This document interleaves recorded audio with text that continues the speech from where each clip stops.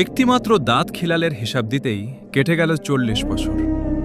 একদা হজরত ঈসা আলাইহিসসালাম একটি কবরস্থানের পাশ দিয়ে যাচ্ছিলেন। তিনি আল্লাহর হুকুমে কবরের এক মৃত ব্যক্তিকে জীবিত করলেন। লোকটি কবরের মাটি ঝেড়ে উঠে দাঁড়াল। উল্লেখ্য, হজরত ঈসা আলাইহিসসালামের অন্যতম প্রধান মুজেজা অলৌকিক ক্ষমতা ছিল। তিনি মহান আল্লাহর হুকুমে মৃত ব্যক্তিকে জীবিত করতে পারতেন। হজরত ঈসা আলাইহিসসালাম তাকে জিজ্ঞেস করলেন, দুনিয়াতে তোমার কাজ কি ছিল? লোকটি উত্তর দিল, হে আল্লাহর নবী, আমি একজন কুলি ছিলাম। মানুষের বোঝা মাথায় বহন করতাম এবং তা দিয়ে জীবিকা নির্বাহ করতাম। আমার জীবনটি খুব সাধারণ ছিল। হজরত ঈসা আলাইহিসসালাম জিজ্ঞেস করলেন, তবে তোমার কবরের অবস্থা কি? তোমার হিসাব নিকাশ কেমন চলছে?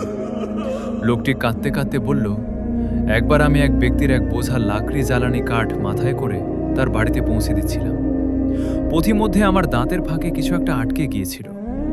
আমি মালিকের অজান্তে সেই লাকড়ির বোঝা থেকে একটি ছোট্ট কাঠি খিলাল হিসেবে ব্যবহারের জন্য ভেঙে নিলাম এবং তা দিয়ে দাঁত খিলাল করলাম।